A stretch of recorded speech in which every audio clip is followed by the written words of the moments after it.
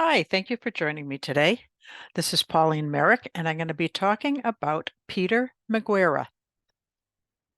He was an African, he was an American, he was a Revolutionary War soldier, and he was founder of a family that still exists today in Hartford, Connecticut.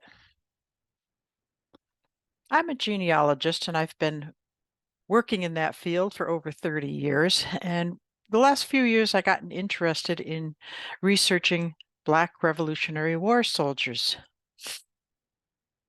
And I noticed a couple of things as I went through these pension files in particular on Fold 3, that the applications in the Norwich and New London area all went through two judges. One was Jeremiah G. Brainerd, and the other one was Calvin Goddard. And I started wondering about those judges a little bit, so I Googled them, and I happened to Google Calvin Goddard first, which is why I got into this particular line. I found this out about Calvin Goddard that sometime he died in 1842, sometime before his death, he had bragged about the fact that he was instrumental in securing the pensions of 19 colored soldiers. I thought that was very interesting. Why would he have been so proud of that fact? So I decided to look into this. And I discovered that Calvin Goddard filed a total of 133 pension applications as his in the line of duty as a judge in the Norwich area. And 19 of those were for colored soldiers, which is 11%, which is really huge considering that the ratio of Black citizens in Connecticut at that time was about 2.4, 2.5%. So that really is a big number. So in order to suss these out, I want to find out who these 19 men were. So I read through every one of these 133 pension applications. Not all of them indicate color. Some do, some don't. John Uncas, you can see there at the top of this list, was an Indian. There are actually two Indians that are listed in here, but I did finally find them all. Some of them are listed on the DAR Forgotten Patriot list. Some are not. Um, Others, you see at the bottom of the list here, was a corporal, was a sergeant. I could tell right away these were not Black men because they weren't eligible for those positions during the Revolutionary War. A little bit of background. Something approaching 250,000 men fought in the Revolution on the American side, and about 5,000 to 8,000 of those were Black, so about 2 to 3% again, which is in line with the population percentages. Most regiments were integrated. Black men and white men fought together side by side. The Black Rhode Island Regiment was a bit unusual in that respect. There was a short-lived Black regiment in Connecticut, but it was eventually um, integrated with another unit. The Black soldiers were issued equipment equal to the white men. They received the same lousy pay as the white privates, but they were more likely to serve in support roles, such as wood cutting, and they had no opportunity for advancement. Enslaved men were not allowed to enlist. They had to be emancipated first. And going through these pension applications, in 1818, the federal government passed an act to supply pensions to um, all soldiers. They were getting up in age at that point. And in 1820, they revised that to make it so that they had to prove that they actually needed the money. And here's a couple of them from this group of 19 men. John Freeman of Colchester is the worst case. Says, I've been a laborer, but am now blind. I have no property, real or personal, and I've been supported by public charity for several years before I obtained my pension. So this is a man that really needs this pension. If the government had cut him off because they didn't think he needed it, he would have been in really dire straits. And down below there, Peter Johnson, another man in this group. It's more typical. This is very typical, in fact, of these pension applications for Black soldiers. He owns two pigs. He owns a table, 5 chairs and 6 plates, teacups, saucers, and spoons, so he can have a tea party for 6, but only 5 of them can sit down. His total assets came to $13.62. Like I said, that is very common among this list. Peter Maguira, who we're talking about today, was a little bit better off than these people. He owned property, he owned real estate. His assets included some livestock and other things, totaled about $194, which was huge when you compare it to $13.62. However, he also had 6 minor children and over $200 in debt, which is why he qualified for this pension. So to talk about Peter Maguire, we're actually going to start at the end. This is from his pension application file, and it was written by a friend of his, Titus Thomas, who had known him at least the last 25 years of his life.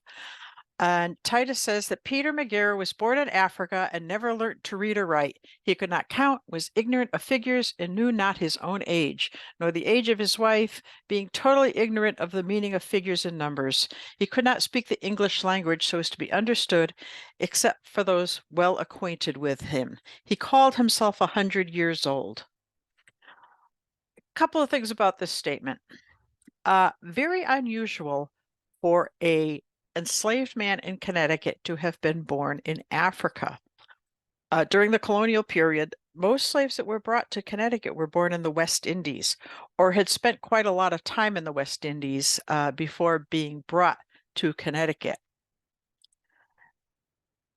There is only one recorded instance of a shipload of slaves coming directly from Africa to New London.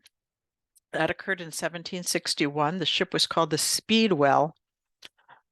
And it kind of tickles my fancy. We have no idea who was on the Speedwell. We know that there were 74 enslaved persons when she docked in New London. But Peter Maguire may have been one of them. Maguire is actually an African name, and he retained that African name, which was also very uncommon. So here again is the cover page from his pension application. You can see he died in 1827. He was a private in the Connecticut line. He did get the pension, $8 a month in 1818 from Calvin Goddard. Now, there's some issues with researching Peter.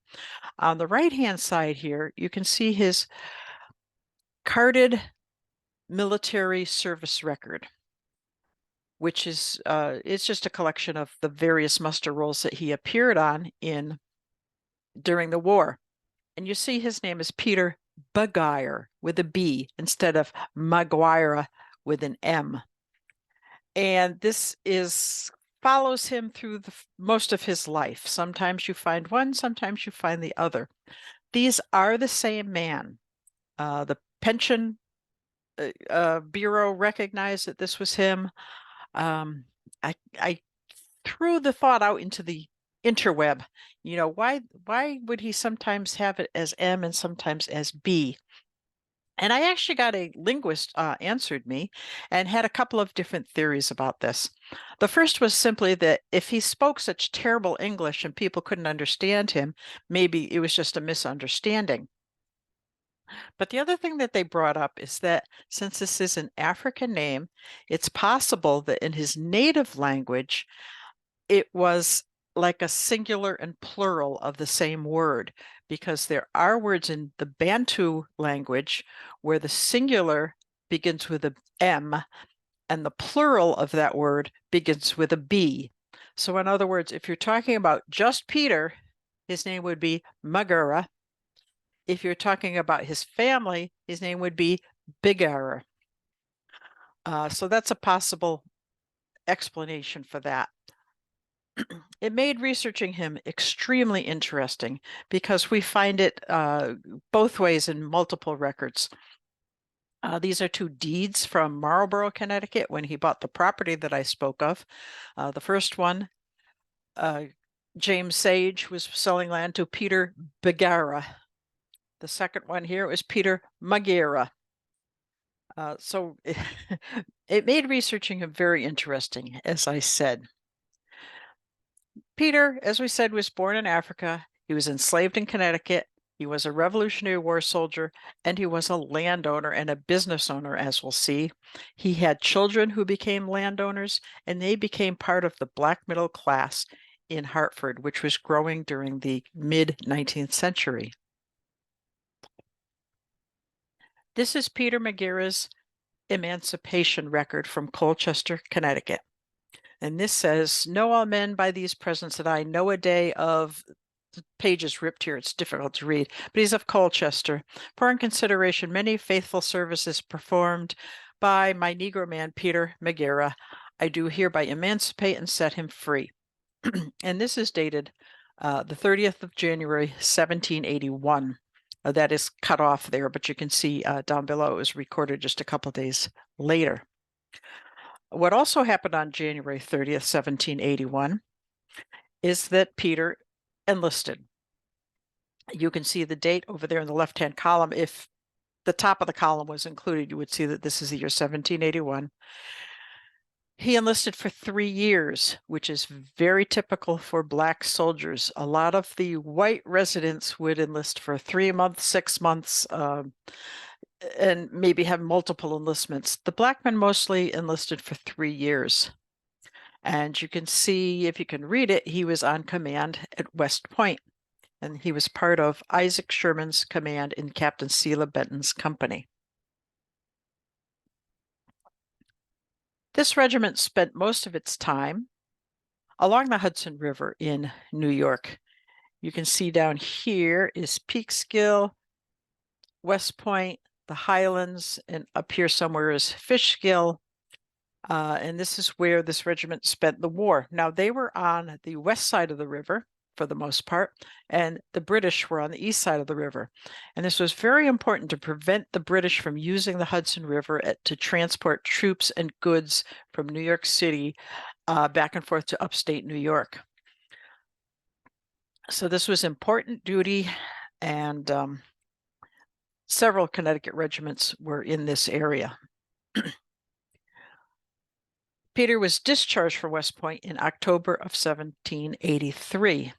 And this photo is taken from the terrace at West Point across the Hudson River. I visited there several years ago. If you ever get a chance to take a tour of West Point, it's really a very interesting place and very beautiful. So Peter's discharged and he returns to Colchester, Connecticut, where he had been enslaved. And if you think it's a little strange that he would return to the place of his enslavement, I can understand that. Why didn't he just go somewhere else? Why didn't he stay in New York State? Well, there's lots of reasons. It was his home, really.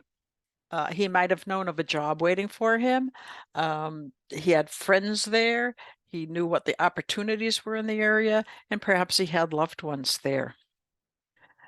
And in fact, sometime between 1783 and 1788, Peter Maguira married. All we know about this wife is that her name was Lois. She appears in exactly one record. They apparently had a daughter named Phyllis who died on April 3rd, 1790, and that was recorded in the Colchester town records. And you see here again, it's a big era, not Maguira. Lois and Peter probably had at least one other child, a son named Ishmael, who was born about 1791.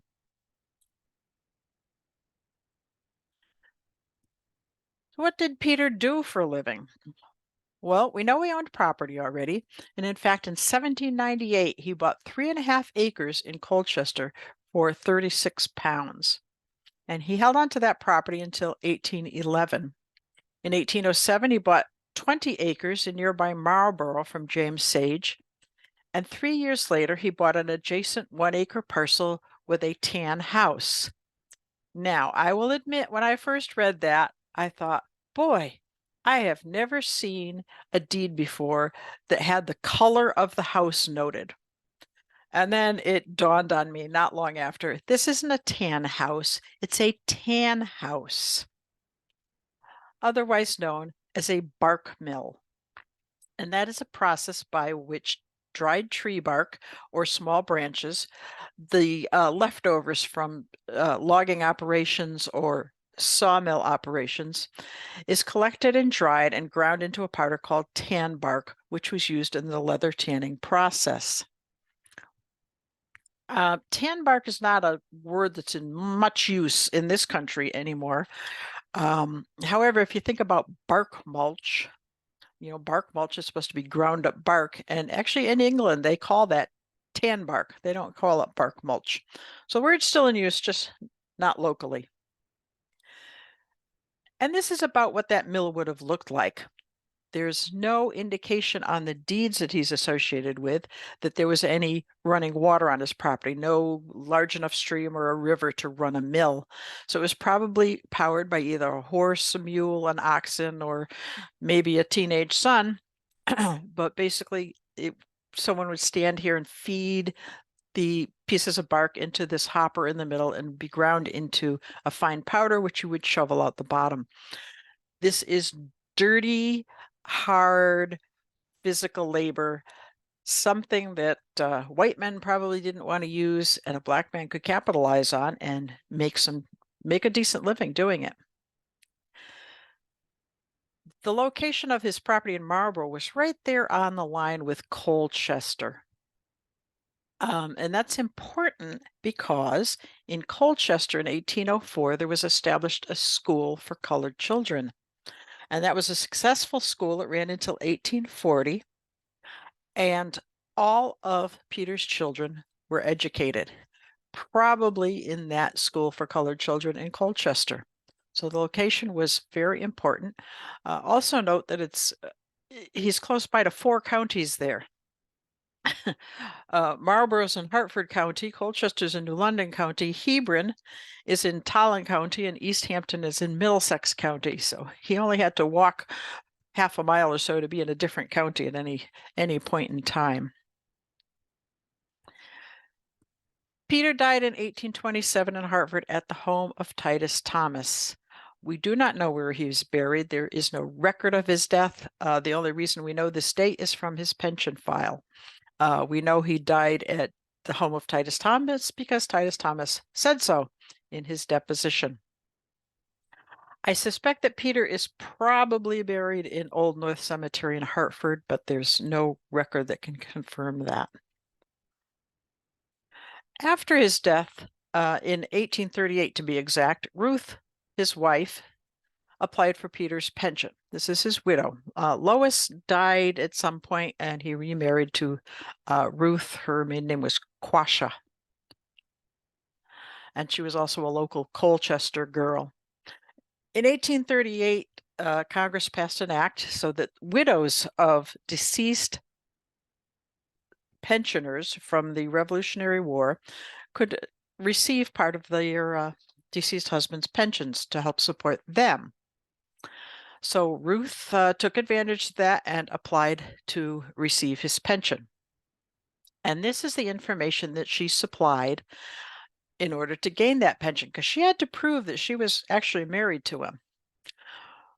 So she said on 10 November 1793, they were married at the home of Rodney Glasgow in Colchester, and Justice of the Peace John Isham performed the ceremony. Now, Ruth knew that there was no record of that ceremony. It wasn't recorded in any official record or in John Isham's personal records, and the Pension Bureau did contact both the town and John Isham's son looking for this record. The Pension Bureau was a little bit lenient on this. If you could come up with a witness to the wedding, they would accept that sworn testimony. So she provided affidavits from both Titus Thomas and her sister Tamar, both of whom said that they were going to go to this wedding, but Tamar was bound out to a man whose wife was sick, so he wouldn't let her take the day off to go to Ruth's wedding. Titus Thomas was going to go to the wedding. He was going to accompany Tamar, but since Tamar couldn't go, he didn't go. So although they both swore that that was the correct date, neither one of them actually witnessed the ceremony, and they couldn't find anyone who did witness the ceremony. And Ruth's pension application was rejected because she could not prove the date or the fact of their marriage.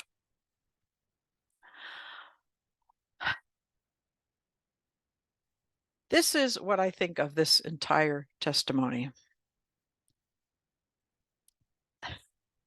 And I'm going to tell you why. That 1793 date is the only date of record that we have for this wedding, provided by Ruth Quashie and backed up by her friends. I had a few problems with this. First of all, Ruth's birth record was recorded in Colchester, 27 March 1780, which would make her like 13 and a half when she got married. Now, that's possible. It happened. It's a little icky to us these days. But Ruth also stated that she already had an illegitimate child at the time of her marriage. That child's name was Lucius Evans. Okay, so she's 13 and she already has a kid. Extra icky. So I wanted to look into this further because it just didn't seem right. So I read all of the documents over again. Tamar, who couldn't attend the wedding because her employer wouldn't let her leave, stated that she was 17 at the time of the wedding. Well, Tamar's birth is also recorded in Colchester, and she's 2 years younger than Ruth. And this is that record. And I took a look at the original because just wondering what's going on here. And the top line says, Ruth, daughter of Cato Quashie, and Peg, his wife, was born March. Tamar, their daughter, was born April 15th. And that page is ripped and the edges are folded over where it's ripped and that date is obscured. So I said, well, maybe the transcription of this birth record is wrong. And I thought maybe I'm going to have to go to Colchester and ask to see this original record, and see if I could fold that ripped edge back over and see what the date is. But then I thought, oh, Ruth already had an illegitimate child, Lucius Evans. When was he born? That will tell me. I found Lucius in a couple of records, and he was hard to track down. He has no birth record. I did find him near the rest of the Maguira family in the 1850 census.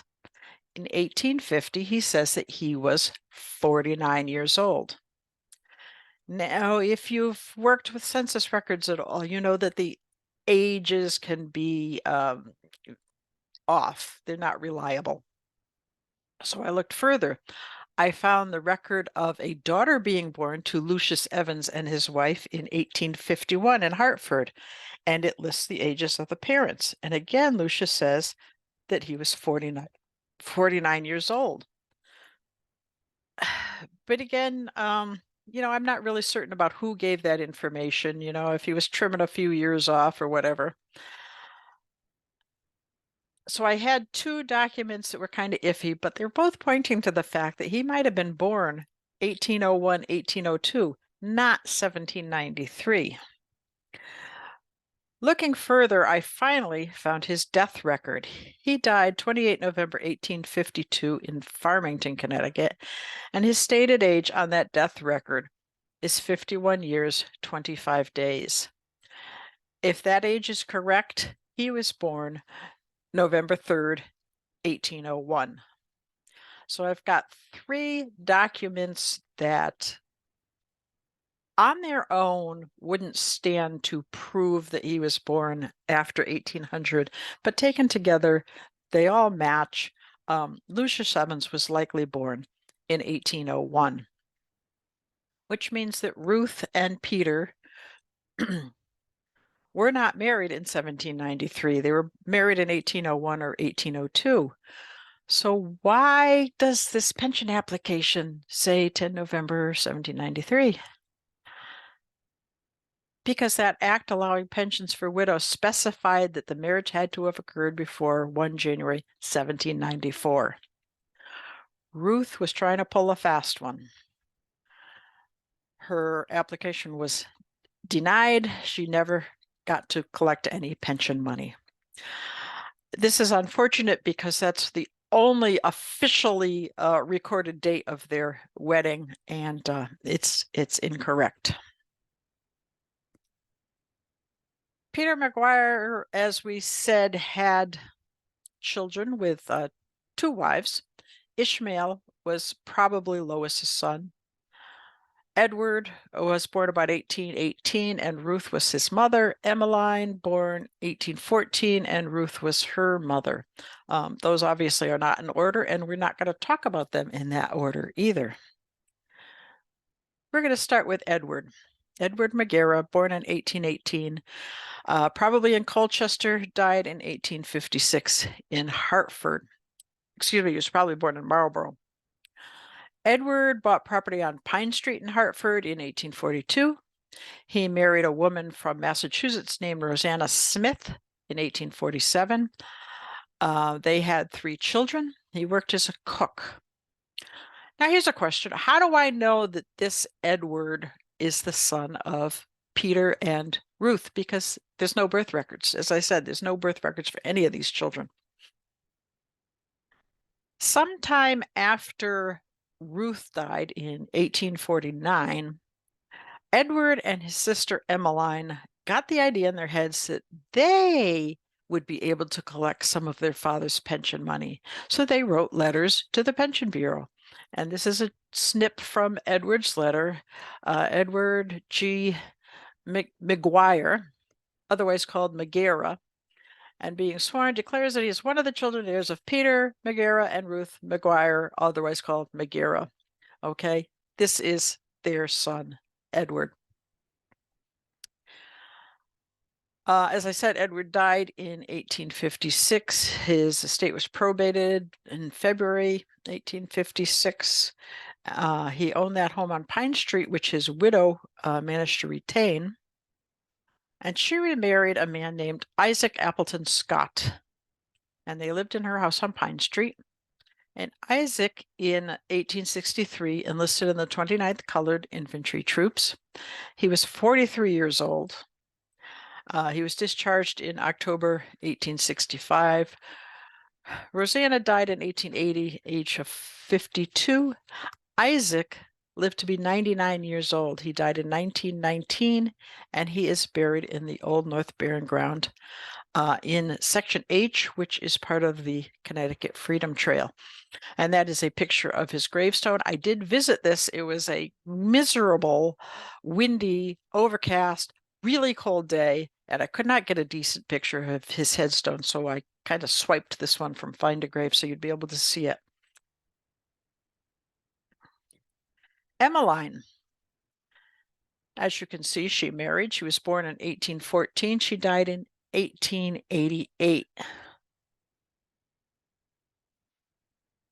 Again, how do we know that Emmeline is the daughter of Peter and Ruth? In the middle there, you can see I, Emmeline Maguira of the city of Hartford and the state of Connecticut, do certify to say I am the daughter of Ruth Maguira and my father, Peter Maguira, late of Hartford.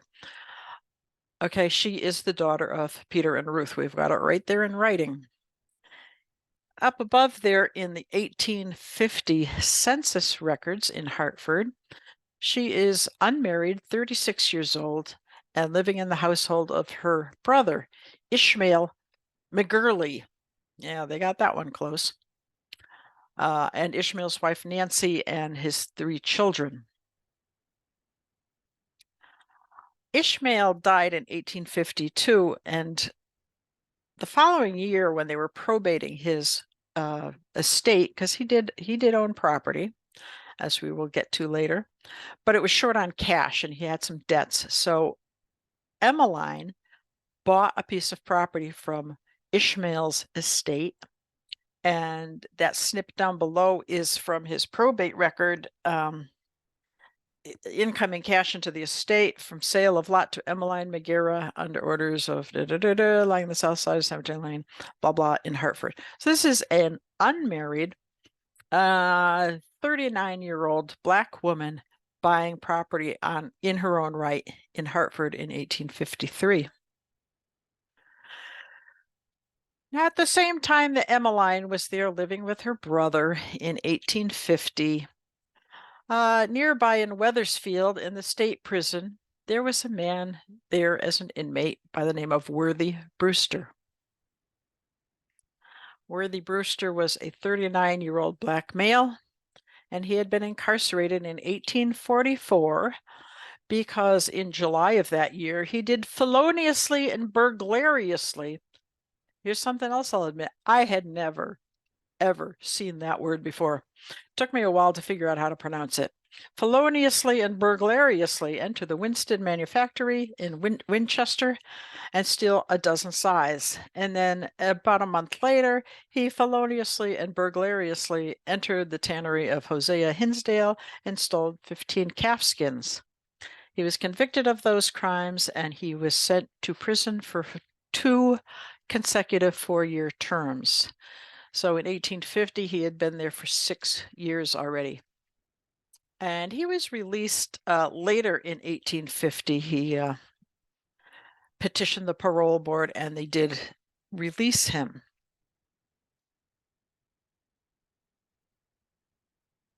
In 1853, in New York City, Worthy H.E. Brewster of Hartford and Emmeline Maguira of the same city were united in marriage. This is just a month or so after Emmeline bought that piece of property, and she and Worthy moved into her property on Pine Street in Hartford. And here is Worthy Brewster. This is the only person I'm going to talk about today that I actually have a picture of. Fine-looking man, Worthy Brewster. I found this picture in this book. And this is available for free on the internet if you'd like to read it. It's kind of interesting. The Funny Side of Physics, The Mysteries of Medicine, an expose of medical humbugs, quacks, and charlatans. And Worthy Brewster managed to get 6 pages in this book. Described as a soothsayer, a seer, a necromancer, a fortune teller. He's consulted in respect to all sorts of diseases by doubting lovers, husbands whose wives have absconded, wives in regard to their wandering husbands, and hosts of superstitious people. He's expected to cast out devils, people who have lost property, and officers of the law in search of stolen goods consult him. And I actually found a newspaper article to back that up where the police were asking for his services in locating a stolen cow.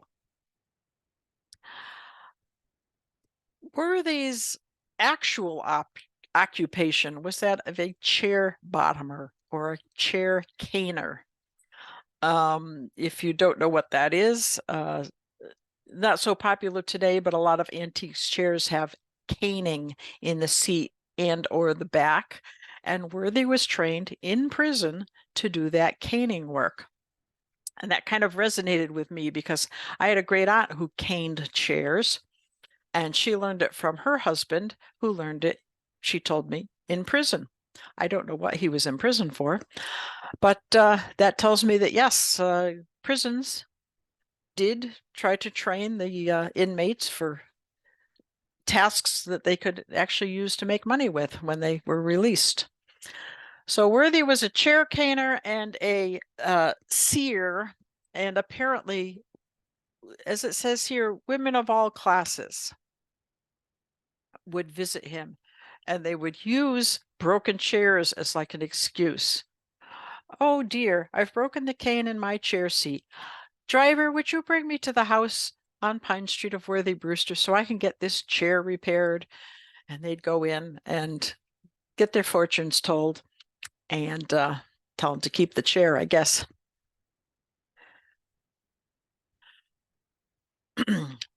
Worthy Brewster also enlisted in the 29th colored infantry. This is his pension card. As you can see here, he filed in 1875. It gives an application number and it gives a certificate number. So he did collect a pension. Worthy Brewster enlisted in 1863.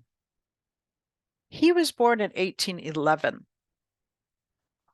which means at the time that he enlisted, he was 52 years old. The upper age limit for enlisting was 45. On his enlistment papers, he lied. He says he's 44. So he enlisted in the Army, lied about his age to get in. Unfortunately, about 6 weeks later, he was standing guard duty at their camp in New Haven, and his feet froze. Now, if you've ever seen the movie Glory, one of the big scenes there is about the fact that they don't have adequate shoes for the soldiers. And apparently the 29th was no different. They did not have adequate footwear, and his feet froze, which necessitated amputating 2 toes on his left foot. He was in the hospital for a time, returned to duty, was put to cutting wood, where he managed to cut off part of the big toe on his right foot. He was hospitalized again. That was a minor injury, though, but those feet plagued him, those frozen feet. He did travel to Virginia with his outfit. He spent time in 3 different hospitals in Virginia, and they finally sent him back to New Haven, where he was medically discharged in February of 1865. And if you can read at the bottom, this is from his pension file. He was recommended for discharge by reason of being over age, being 53 years old. Yeah, they found him out. And deformity of the left foot and general unsoundness. Those frozen feet gave him fits for the rest of his life. He had to use cane or crutches to get around. Didn't affect his soothsayer occupation at all, and a lot of the chair caning you can do in a seated position, but he wasn't good for much else, except perhaps fighting. He was arrested for assault a couple of times after the war. At one point, he assaulted a police captain and was fined $15. But Worthy Brewster died on April 14th, 1881. And this is from his pension file, where his widow, Emmeline, applied for his pension. She was living at 83 Green Street, widow of Worthy Brewster, member of the 29th Colored Infantry, gives his date of death. Emmeline was denied the pension, just like her mother had been. Why? Well, seems that Worthy was married before he was sent to prison. He was married to a woman named Lydia. They had at least 3 children. Worthy was sent to prison in 1844. Lydia filed for divorce, moved to Westfield, Mass area, and remarried a man by the name of Simon Decker. Sometime before 1850, she's in the 1850 census with her second husband. The problem is when Emmeline applied for her pension, the Pension Bureau couldn't find any record of a divorce between Worthy and Lydia, nor could I find any record of a divorce between Worthy and Lydia. Apparently, Lydia simply moved to Massachusetts and married somebody else without worrying about a divorce. So Emmeline and Worthy's Brewster was not legitimate. They were never actually legally married. Whether or not either one of them knew that, I do not know. But if we take another look at that marriage certificate, and this is actually in the pension file, the actual marriage certificate is in the pension file because there weren't any copy machines then. They had to send in the paperwork and hope that it got sent back. It says that they were united in marriage at the home of Thomas Jennings. Thomas Jennings and his wife ran a boarding house in New York City. They were the witnesses, and it's signed by, I think that says Denny Kennedy, elder in charge. Elder in charge of what? This is not any sort of an official state, local marriage certificate. They were never legally married. Emmeline Brewster died in 1888, 83-year-old, 74-year-old colored female widow living at 83 Green Street. I did find a Worthy's gravestone in Old North Cemetery. This was not on Find a Grave. Luckily, the entry that was on Find a Grave included the plot number, and I was able to go there and find it. And it was that same overcast, miserable, cold day, and I did not get a decent picture. Hopefully, I can go back in the warmer weather and clean this up and get a good picture. But there's Worthy, W.H.E. Brewster. You can read across the top at least. Worthy Horatio Erasmus Brewster is what he called himself. And as I mentioned, Worthy had at least three sons. One died as a child. This is another one of them, William H. Brewster. And he also fought in the Civil War in the 31st Colored Infantry Connecticut Volunteers. He died in 1918 at Fitch's Home for Soldiers in Darien, Connecticut. And he's buried in New Haven. And he had risen to the rank of corporal, which is the highest rank that a black man could attain in the Civil War. Okay, we're finally going to get to Ishmael. Born to probably Peter and Lois in about 1791. And how do I know that Ishmael is the son of Peter Maguira? First of all, Ishmael bought the 21 acres with the bark mill from Ishmael. And when I saw the same last name, I thought he probably was a son. But after Ishmael sold that property in 1836, the new buyers resold it, and in their deed it says 21 acres, the same more or less, with the remains of a dwelling house thereon, being the same land which was owned by Peter Maguira and afterwards by his son Ishmael Maguira. Okay, Ishmael is the son of Peter and presumably Lois. He would have moved to Hartford with the rest of the family sometime before 1827.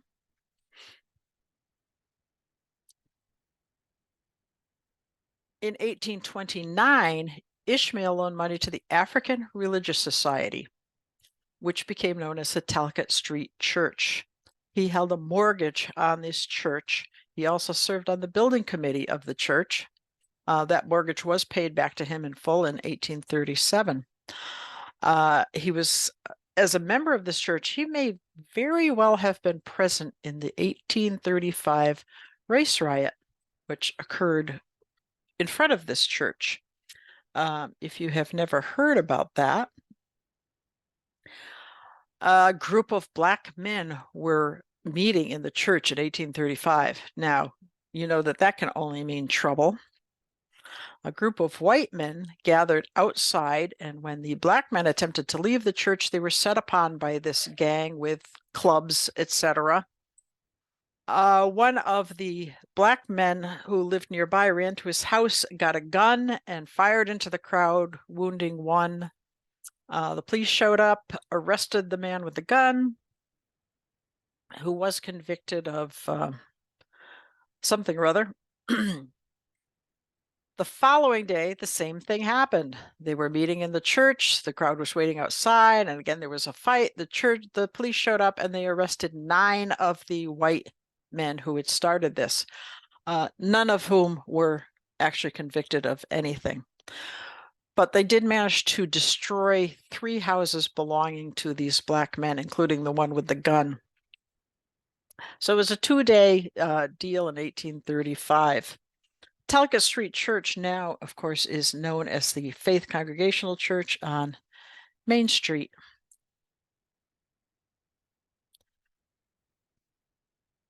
This is a good book that you can read. If you have a Connecticut State Library card, you can read this for free online. by Barbara J. Beeching, who did quite a bit of research on Black history in Hartford. Unfortunately, she passed away last year. This book about the Black middle class, she bases on a series of letters written among members of one family. And it's very interesting, has a lot of good detail in it. But she also mentions the families of Ishmael Maguira and Worthy Brewster and Isaac Appleton Scott in the book. But I kind of think she missed the boat on Ishmael and how important he was to the rise of the Black middle class in Hartford. And why I say that is this. In 1837, Ishmael bought a plot of land in the north part of Hartford. This was an acre and a half. It was 600 feet wide, 160 feet deep. And this is a modern Google map that I just kind of adapted to my uses here. It was on the south side of the Old North Cemetery. And you heard me perhaps say that Edward Maguira lived on Pine Street, that Emmeline and Worthy lived on Pine Street. You might have been wondering, where the heck is Pine Street?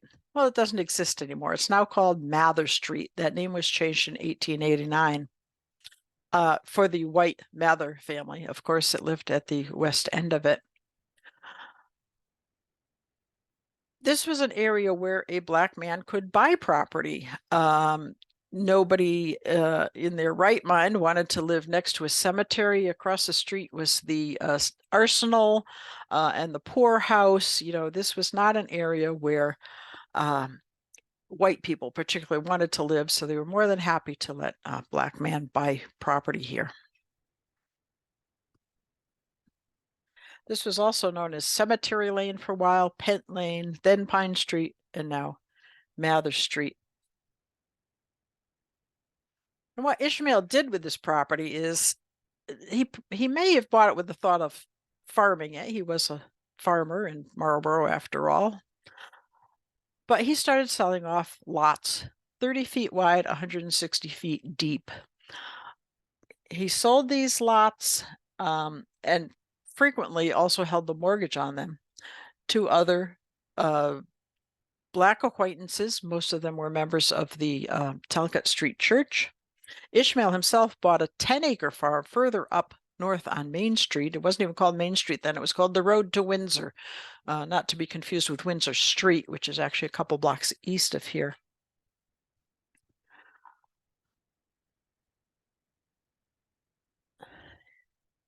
So by 1858, which is the first year that the Hartford City directors listed house numbers, this is what the neighborhood looked like.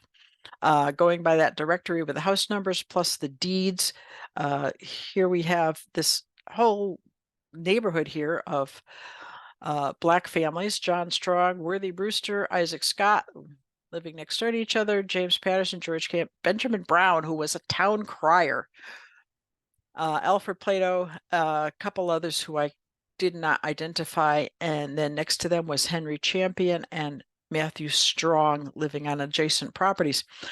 At the east end of the road, on the corner of Main Street, was the Arsenal Street School, so it was handy for the kids to go to school. In this little neighborhood, there was 4 men who were officials of the Talcott Street Church. There were 6 men who enlisted in the 29th Colored Infantry, including Worthy Brewster, Isaac Scott, Isaac's stepson, Charles Maguira, also Edward Place, George Richards, and William Thompson all lived here in this neighborhood. So we've got a nice neighborhood, homeowners, working people, Civil War soldiers, church members. This sounds like a nice middle-class place to live. So I'm sure that they lived happy and peaceful lives here. Here's another map of the area. Thanks to Ruthie Brown for bringing this to my attention. You can see here the cemetery, the arsenal, the almshouse, and the homes of all these white residents. And this map is adapted from a book called Up Neck in 1825, which is also available to read online. It was published in 1890. And this is the childhood reminiscences of Gurdon W. Russell. I'm not going to read the names of the roads off of this. Also in 1865, now this is after at least 6 men have returned to Hartford from fighting in the war. A group of people who lived west of this Pine Street neighborhood, whose children were attending the Arsenal Street School District, wanted their children to be put in a different district. And the reason for that was they had to walk down Pine Street to get to school. Mr. A.E. Burr, who was the editor of the Hartford Times, stood up in this town meeting and said, "You people are nuts." He testified to the peaceful character of the inhabitants of Pine Street. The families living there were never known to disturb children, never heard of any person being insulted, and they are quiet and orderly. And this particular article has to put in a little dig, good for him. He believes they're capable of self-government. So maybe things weren't so quiet and peaceful and Shangri-La like after all. So what happened to this neighborhood? It doesn't exist any longer. In 1865, they punched through East Street. The person that lived to the west there of Alfred Plato, they just about went through his living room. It was a man by the name of Hugh Kenny who was trying to start a grocery store, and he gave up in disgust and left.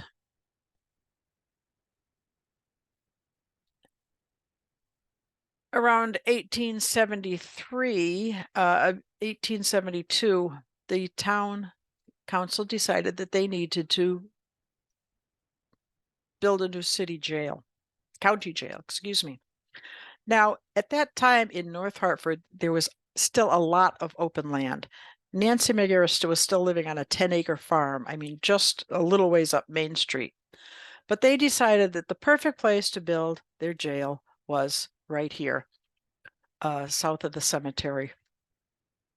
And if you drive by there today, that's a big empty lot. They call it something rather park.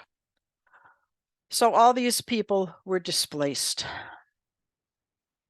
Worthy, Brewster, and Emmeline had recently, a couple years before this, built a second home on their property.